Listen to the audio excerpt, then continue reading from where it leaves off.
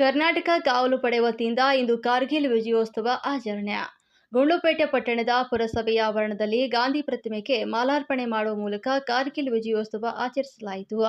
ಈ ಸಂದರ್ಭದಲ್ಲಿ ಕಾವಲು ಪಡೆಯ ತಾಲೂಕು ಅಧ್ಯಕ್ಷರಾದ ಎ. ಅಬ್ದುಲ್ ಮಾಲಿಕ್ ಮಾತನಾಡಿ, ಕಾರ್ಗಿಲ್ ಯುದ್ಧದಲ್ಲಿ ಹುತಾತ್ಮರಾದ ಯೋಧರಿಗೆ ನಮನವನ್ನ ಸಲ್ಲಿಸಿದರು. ಈ ವೇಳೆ ಪುರಸಭೆಯ ಮುಖ್ಯಾಧಿಕಾರಿಗಳಾದ ಶರಣವ್ವ ಮಾತನಾಡಿ, ಸಂಘಟನೆಗಳ ಕಾರ್ಯಕ್ಕೆ ಮೆಚ್ಚುಗೆಯನ್ನು ವ್ಯಕ್ತಪಡಿಸಿದರು.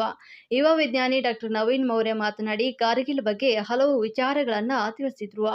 ಸಾಹಿತಿ ಕಾಳಿಂಗಸ್ವಾಮಿ ಸಿದ್ಧಾರ್ಥ ಮಾತನಾಡಿ, ಕಾವಲು ಪಡೆಯ ಕಾರ್ಯವೈಖರಿಯನ್ನ ಮೆಚ್ಚುಗೆಗೆ ವ್ಯಕ್ತಪಡಿಸಿದರು.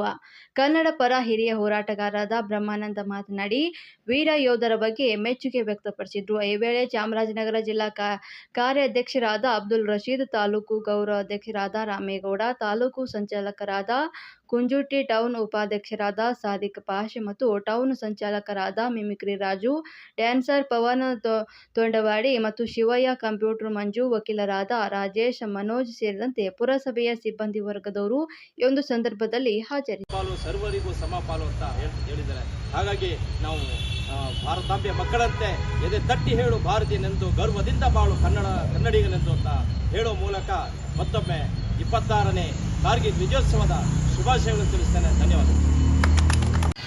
ಕನ್ನಡದ ಮನಸ್ಸುಗಳೇ, ಇವತ್ತು 26ನೇ ಕಾರ್ಗಿಲ್ ವಿಜಯೋತ್ಸವದ ಆಚರಣೆಯನ್ನು ನಾವು ಆಚರಣೆ ಮಾಡ್ತಾ ಇದ್ದೀವಿ.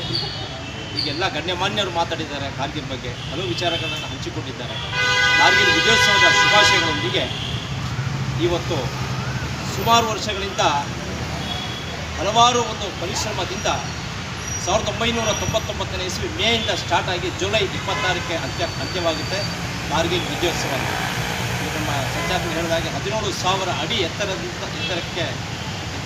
ಅವರು ಭಾಳ ಶ್ರಮದಿಂದ ಈ ಕಾರ್ಗಿಲ್ ವಿಜಯೋತ್ಸವವನ್ನು ತಂದು ನಮಗೆ ಭಾಳ ಹೆಮ್ಮೆ ಅನಿಸುತ್ತದೆ. ನಮ್ಮ ದೇಶದ ಸೈನಿಕರಿಗೆ ನಾವು ಹ್ಯಾಟ್ಸ್ ಆಫ್ ಹೇಳಲೇಬೇಕು.